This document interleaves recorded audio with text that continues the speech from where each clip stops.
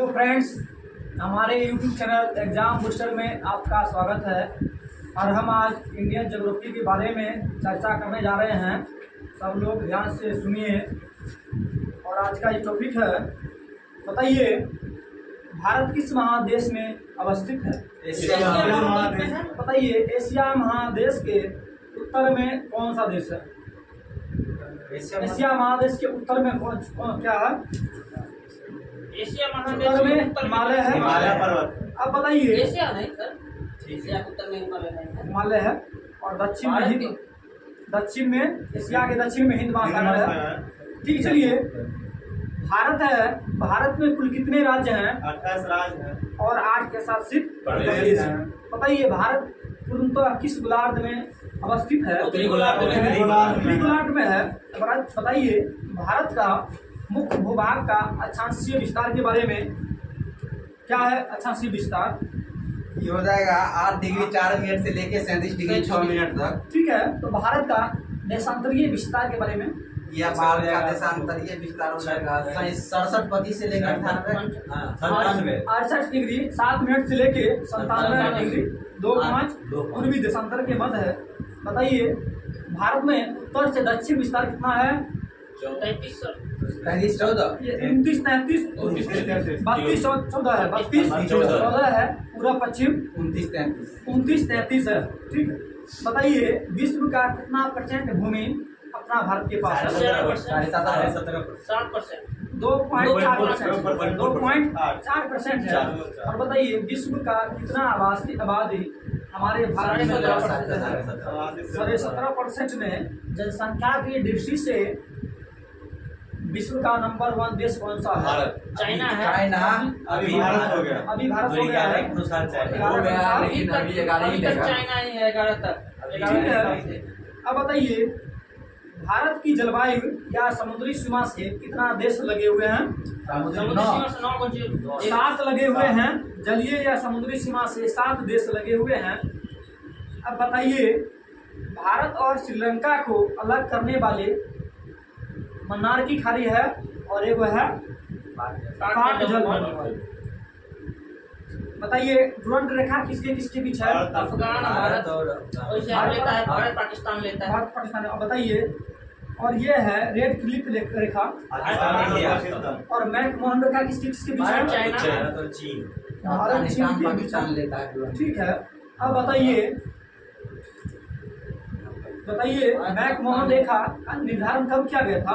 1974 में किया गया था। 14 में सर। 1914 में। अब बताइए कर्क रेखा भारत के कितने राज्यों से होकर गुजरती है? 8 राज्यों से होकर गुजरती है। तो बताइए कौन कौन है? मिजोरम, त्रिपुरा, उसके बाद पश्चिम बंगाल, राजस्थान, झारखंड हो गया। एकदम ठीक है। बताइए भारत का मानक समय किस राज्य से होकर गुजरता है? उत्तर प्रदेश के मिर्जापुर से होकर गुजरता है। तो बताइए भारत के सबसे पूर्व में कौन सा जगह है? अरुणाचल प्रदेश है। और भारत का सबसे पश्चिमतम बिंदु पश्चिम कच्छ में है। ये गुजरात है। और उत्तर में इंदिरा पॉइंट। ठीक है। दक्षिण में ठीक है। बताइए भारत का मानक समय ग्रीनविच मान समय से कितना आगे है? 5.5 घंटा आगे। 5.5 घंटा आगे है। अब बताइए इंदिरा पॉइंट है कहाँ अवस्थित है? इंदिरा पॉइंट कन्याकुमारी में। ग्रेट निकोबार में अवस्थित है। भारतीय प्रायद्वीप का दक्षिणतम बिंदु कौन सा है? कन्याकुमारी है। इसको किस नाम से जाना जाता है? कन्याकुमारी को पिंगुलियन पॉइंट, केप केमोरिन के नाम से जाना जाता है। ठीक है। अब बताइए भारत में 82 डिग्री पूर्वी देशांतर कितने राज्यों से होकर गुजरती है? 5 राज्य हैं। ये 5 राज्यों से गुजरती है। उत्तर प्रदेश, मध्य प्रदेश, आंध्र प्रदेश, छत्तीसगढ़ और उड़ीसा है। ठीक है। अब बताइए भारत का एकमात्र जिला का नाम बताइए जो 4 राज्यों से स्पर्श करता है, जिसकी सीमा 4 राज्यों से। जिला का नाम बताना। साउथ का जिला है, यूपी का जिला है, सोनभद्र जिला, सोनभद्र है। एक मध्य प्रदेश, उत्तराखंड, बताइए भारत का सबसे पूर्वी और सबसे पश्चिमी देशांतर के बीच कितना मध्य का अंतर है? 2 घंटे का। सबसे 2 घंटे का है, लगभग 30 डिग्री एंगल का। जी। बताइए भारतीय संसद ने कब जम्मू कश्मीर विधेयक को पारित किया था? 2019 में किया था। अब बताइए हिमालय की प्रमुख श्रेणियों में उत्तर में कौन अवस्थित है? प्रमुख श्रेणियों में उत्तर में एवरेस्ट है। ये काराकोरम श्रेणी है। कौन श्रेणी है? काराकोरम श्रेणी है। बताइए किस देश के पास सर्वाधिक समय सीमा है? रूस के पास। रूस के पास है। या और बताइए किस देश के पास समय कटिबंध या समुद्र पारियों की संख्या सबसे अधिक है? समुद्र पारियों की संख्या सबसे अधिक है। यह है फ्रांस है। अब बताइए भारत की मुख्य भूमि से तटीय भूमि की लंबाई कितना है? 61 जनसंख्या की दृष्टि से भारत का स्थान कितना है? विश्व में इसमें दूसरा। दूसरा आ गया है। ठीक है, बताइए रॉस द्वीप है, उसका परिवर्तित नाम क्या है? नील द्वीप को नील द्वीप का शहीद द्वीप, शहीद द्वीप, हैवलॉक द्वीप का स्वराज द्वीप। स्वराज द्वीप। बताइए आग जल दैवत मध्य है, किसको किसको अलग करता है? भारत और श्रीलंका। भारत और श्रीलंका को। बताइए भारत का कौन सा राज्य तीनों ओर से बांग्लादेश से घिरा हुआ है? त्रिपुरा से। तो बताइए 8 डिग्री चैनल है, किसके किसके बीच है? मिनी का है, मालदीव के बीच है। तो बताइए 9 डिग्री चैनल किसके है? लक्षद्वीप को मिनी काय से जोड़ता है। ठीक है, बताइए 10 डिग्री चैनल किसको जोड़ता है? लघु अनुमान ठीक, लघु अनुमान को दक्षिण अनुमान को लघु अनुमान से जोड़ता है। दक्षिण अनुमान और लिटिल अनुमान। अब बताइए या अंडमान निकोबार कर देंगे? जी हो चलेगा। है, एकदम करेक्ट है। अब बताइए अंग्रेज ने हमारे देश का शोषण किया कि नहीं किया था? बिल्कुल किया। शोषण किया और बहुत ज्यादा किया। 200 साल तक किया। 200 वर्षों तक किया लगभग। अब बताइए आप विश्व का हमारे भारत की जलवायु कैसी है? ये मानसूनी जलवायु है। ऐसी जलवायु है, मानसूनी जलवायु है। तो हमारे देश का राष्ट्रीय विरासत पशु कौन माना जाता है? हाथी। ये बाघ को माना जाता है। विरासत हाथी है और इसका राष्ट्रीय पशु बाघ है। बाघ का वैज्ञानिक नाम टाइग्रिस है। बताइए राष्ट्रीय पक्षी कौन सा है? मोर। ये मोर है और इसका वैज्ञानिक नाम क्या है? पावो क्रिस्टस है। राष्ट्रीय वृक्ष क्या है? बरगद है। इसका जो वैज्ञानिक नाम ये है फाइलस बेंगालिसिस है। बताइए राष्ट्रीय पुष्प क्या है? कमल छाप है। और बताइए और इसका वैज्ञानिक नाम क्या है? बताइए हमारी लिपि क्या है? राष्ट्रीय देवनागरी लिपि। बताइए हमारी राष्ट्रीय जलीय जीव कौन सा है? गंगेटिक डॉल्फिन है। तो गंगा को डॉल्फिन कब घोषित किया गया? 2009 में। बताइए भारतीय उपमहाद्वीप में किस भूभाग का एक भाग था? भारतीय गोंडवाना लैंड का भाग था। अब बताइए आप हिमालय का पर्वत कौन सा पदीय प्रदेश कहलाता है? ये शिवालिक है। कौन है? शिवालिक है। क्षेत्रफल की दृष्टि से भारत का सबसे बड़ा जिला कौन सा है? कचकारण गुजरात में है। और बताइए जनसंख्या की दृष्टि से भारत का सबसे बड़ा राज्य कौन सा है? उत्तर प्रदेश है। और सबसे छोटा राज्य कौन सा है? ये सिक्किम है। अब बताइए हमारे अनन्य आर्थिक क्षेत्र तट रेखा से कितना नॉटिकल मील की दूरी पे है? 200 समुद्री मील की है। बताइए सर्कलिक रेखा किसके किसके बीच है? सर्कलिक जो है कच्छ भारत और पाकिस्तान। पाकिस्तान के भारत और पाकिस्तान के बीच है। और ये सर्कलिक रेखा कहाँ पड़ता है? कच्छ में। कच्छ का रण गुजरात में। बताइए धारवाड़ का पठार कहाँ है? कर्नाटक में है ये धारवाड़। कर्नाटक में है। बताइए अरावली कैसी पर्वत है? ये अवशिष्ट पर्वत है। बलिक में हिमालय है। अब बताइए तो बलिक पर्वत कौन है? हिमालय। ये तो हिमालय हो गया। और भ्रंशक पर्वत कौन सा है? सतपुड़ा का है। हिमालय की सबसे ऊंची पर्वत श्रेणी कौन सी है? एवरेस्ट। ये हिमाद्री है या बृहद हिमालय है? क्या बोले? हिमालय की सबसे ऊंची चोटी हिमाद्री है और बृहद हिमालय है। नहीं सर, एवरेस्ट में है हिमालय की। वही होगा। अब उसके बताइए अंदर कहीं आता होगा, उसी के अंदर आता होगा। बताइए दक्षिण भारत की सबसे ऊंची चोटी कौन सा है? अन्नामुडई है। कहाँ है? तमिलनाडु। ये केरल में है। तो बताइए इलायची की पहाड़ियाँ कहाँ है? केरल और तमिलनाडु में है। बताइए सेबराई की पहाड़ियाँ कहाँ है? सेवराय आंध्र प्रदेश। ये है सेबराई की पहाड़ी तमिलनाडु में है। बताइए पूर्वी घाट और पश्चिमी घाट का मिलन स्थल कहाँ पे है? पूर्वी नीलगिरी है। नीलगिरी है। अब बताइए भारत की सर्वोच्च पर्वत चोटी कौन सा है? केटू है। इसका आप लोग ऊंचाई बता दीजिए तो। 8611 है। 8611 मीटर है। 88-50 का एवरेस्ट का है। और बताइए माना दर्रा कहाँ पड़ता है? उत्तराखंड में माना नीति। मान लेंगे तो उत्तराखंड। ठीक है। बताइए माना दर्रा है उत्तराखंड को किससे जोड़ता है? हिमालय तिब्बत को जोड़ता है। है। बताइए नंदा देवी शिखर किस राज्य में है? नंदा देवी उत्तराखंड में है। ये उत्तराखंड में है। बताइए एक अराइकोनमा है पर्वत श्रेणी है हिमालय का है। किस देश में है? भारत, म्यांमार। ये है म्यांमार म्यांमार में। में है। म्यांमार में है अराइकोनमा। विश्व की सबसे बड़ी सुरंग कौन सी सुरंग है? अटल सुरंग है।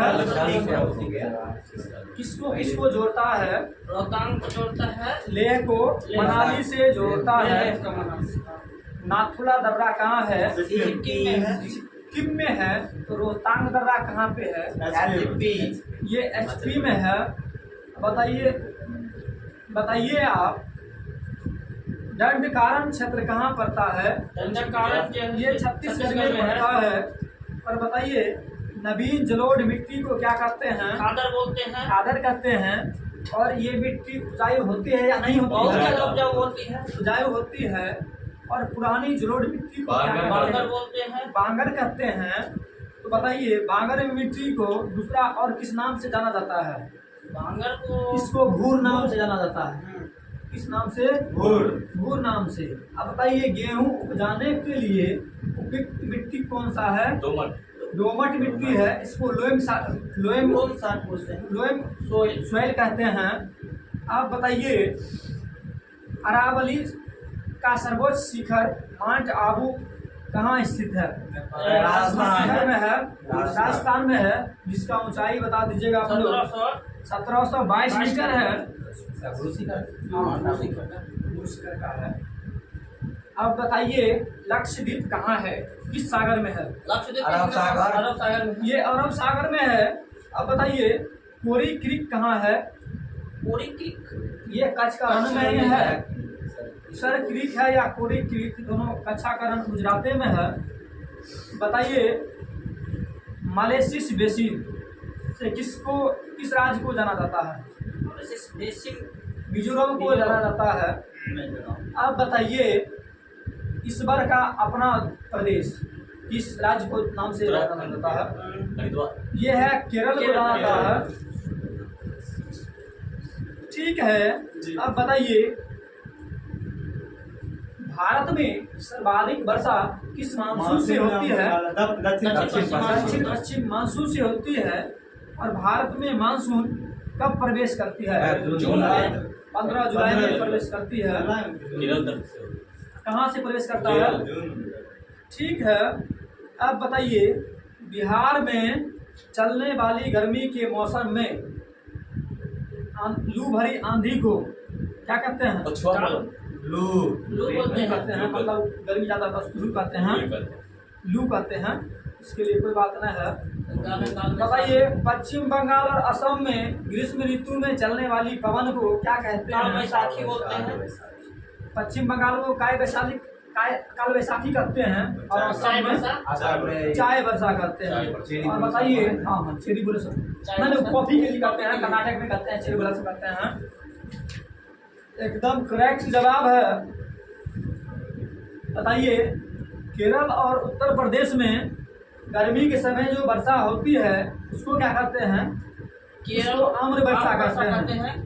और ये आम का क्षति पहुंचाता है या फायदा पहुंचाता बहुत है? फायदा पहुंचाता है। बहुत केरल फायदा उसको पहुंचाता है, खुशी मनाता है आदमी। खुशी मनाता है। आम टिकले से नाम होगा। हाँ, टिकले शाम होगा। बताइए, काली मृदा का दूसरा नाम क्या है? लेटेराइट। रेगूर मिट्टी है। तो रेगूर मिट्टी का सर्वाधिक विस्तार किस राज्य में है? महाराष्ट्र। ये महाराष्ट्र में है, महाराष्ट्र गुजरात में। और करेक्ट आंध्र है। प्रदेश में।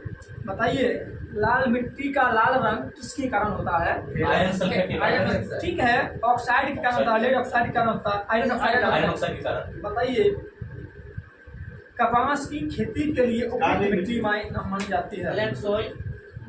ठीक है।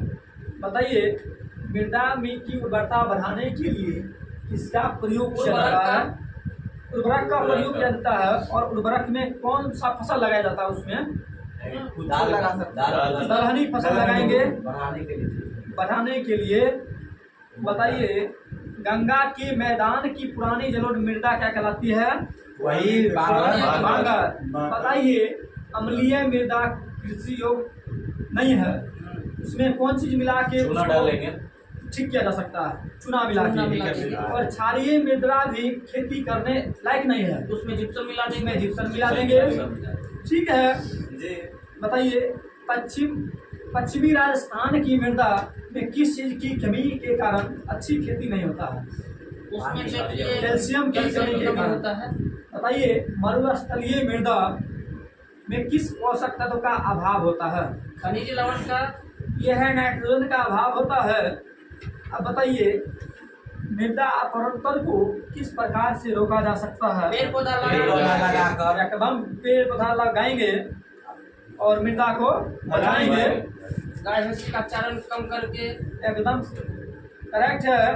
और आज विश्व पर्यावरण दिवस है, 5 जून। कब मनाया जाता है? 5 जून। जो कि आज ठीक है। है, जो आज ही वो है। आज ही है। इसके लिए आप लोगों को बहुत बहुत बधाइयाँ हैं। और एक आज पेड़ लगाइए सभी लोग। एक एक पेड़ लगाइए जब तक और बड़ा है, पर्यावरण तब तक को देखते रहिए। बचाइए। बचाइए। जीवन में आम खाइए और महान बनिए। भारत के किस राज्य में सगौना का वृक्ष पाया जाता है? सागौन जो है से देखिए मध्य प्रदेश में। मध्य प्रदेश। ठीक है। बताइए, बांस है, बांस की कौन सी प्रजाति छत्तीसगढ़ में सर्वाधिक पाई जाती है? बांस का- लाठी बांस। लाठी बांस का है। लाठी बांस, खड़े बांस करने वाला है लाठी बांस। बताइए, भोजपत्र वृक्ष कहाँ पाया जाता है? देखिए हिमालय क्षेत्र में पाया जाता है। एकदम करेक्ट है, हिमालय क्षेत्र में। बताइए, किसी वृक्ष को जंगल की आग कहा जाता है? घाग को, उसको हम पलाश का फूल भी कहते हैं। कोनो दिक्कत की बात नहीं है।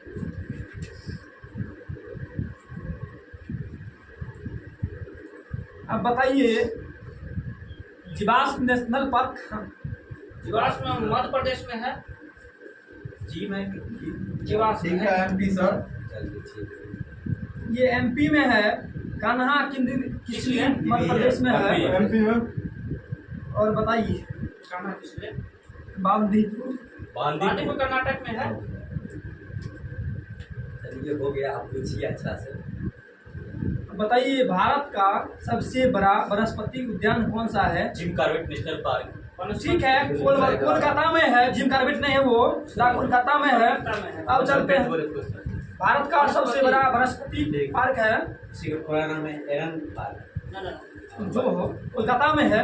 बताइए आप, भगवान बुद्ध, भगवान महावीर, हाँ वही चलता है, वही। भगवान महावीर वन्य जीव अभयारण्य कहाँ है? गोवा में है। अब बताइए हेमिस कहाँ है? ये लद्दाख में है। केवला देवखाना पक्षी अभयारण्य ये राजस्थान में है। सुल्तानपुर पक्षी विहार कहाँ पे है? हरियाणा में है। संजय गांधी जैविक उद्यान कहाँ पे है? छत्तीसगढ़। ये पटना में है। नवेगांव नागजीरा कहाँ पे है? यह गुंगामल है। कडोबा अंधेरी है, महाराष्ट्र है। अब बताइए मुदुमलाई कहाँ पे है? तमिलनाडु में है। अब बताइए गुरु घासीदास कहाँ पे है? बुक्सा कहाँ पे है? पश्चिम बंगाल में है। दीपोरे बिल कहाँ अभ्यारण्य कहाँ पे है? दीपोरे बिल अभ्यारण्य ये असम में है। ये बखीरा कहाँ पे है? बखीरा गुजरात। ये उत्तर प्रदेश में है। ठीक है। और बताइए बरैला झील कहाँ पे है? बरैला झील बिहार में है। अब बताइए विक्रमशिला गंगा डॉल्फिन कहाँ पे है? ये भागलपुर बिहार में है। अब बताइए एक सिंग वाले गैंडे के लिए कौन सा प्रसिद्ध है? काजीरंगा है। सिमली पार्क वन्यजीव अभयारण्य कहाँ पे है? ओडिशा में है। अब बताइए विश्व वानिकी दिवस कब मनाया जाता है? 21 मार्च को।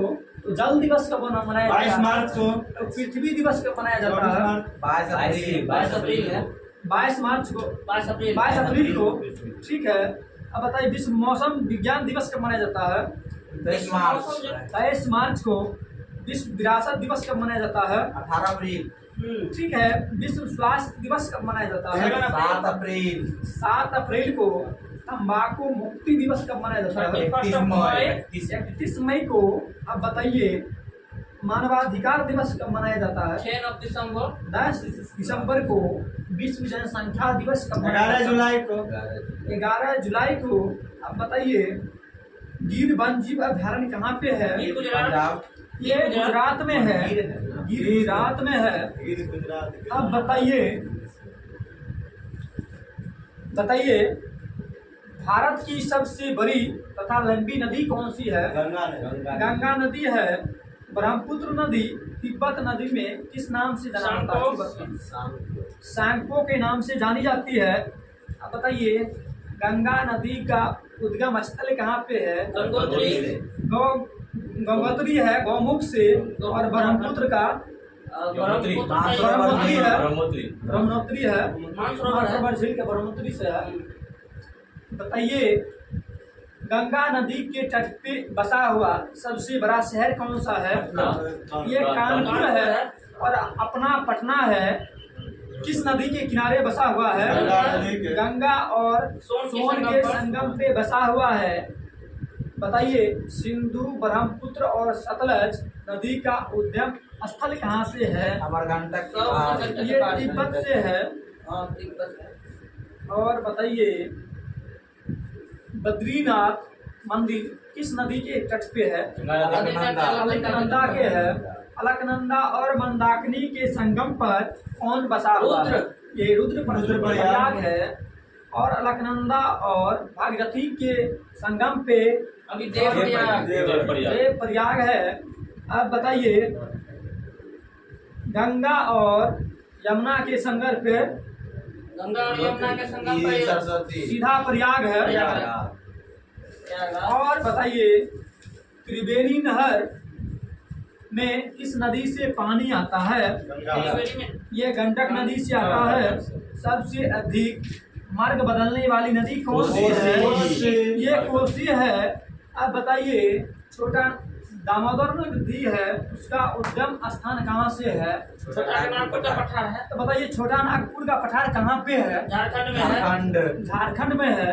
बताइए कपिला किस नदी का सहायक नदी है? कावेरी का है। अब बताइए दक्षिण भारत की सबसे लंबी नदी गोदावरी है। कितना किलोमीटर है? 1465 है। कावेरी नदी का उद्गम स्थल कहाँ पे है? ये ब्रह्मगिरी की पहाड़ी से है। ब्रह्मगिरी की पहाड़ी से है। और बताइए आप लोग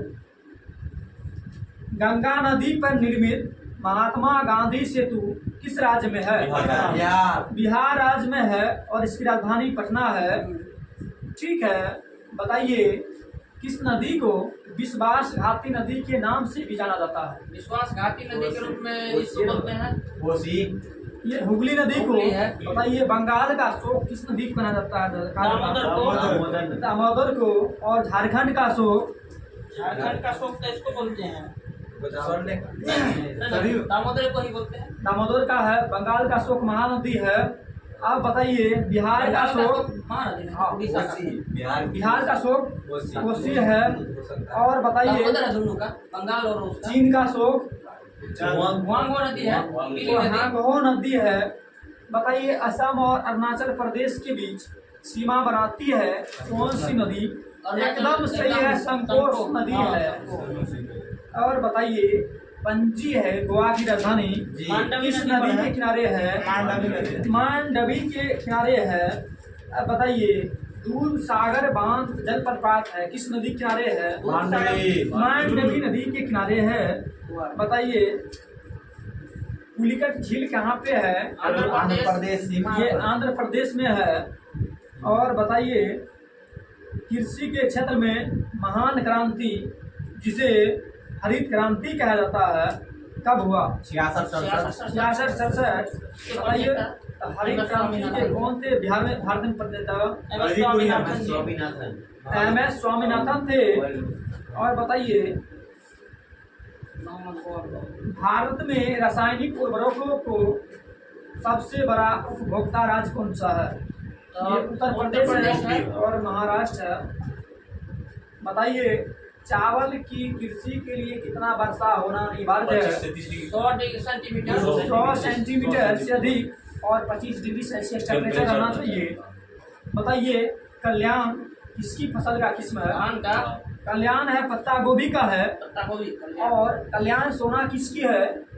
यह गेहूं है। पूसा 444 किसकी है? पूसा 444 चावल का। ये चना का है। बताइए दया पद्मा पूसा सुगंधा फाइव जमुना कृष्णा किसकी है नस्ल है? ये धान की है। बताइए धान की खेत से कौन गैस का उत्सर्जन होता है? मीथेन को मार्स गैस के नाम से किसे जाना जाता है? मीथेन को जाना जाता है। चावल का कटोरा कौन क्षेत्र को कहा जाता है? छत्तीसगढ़।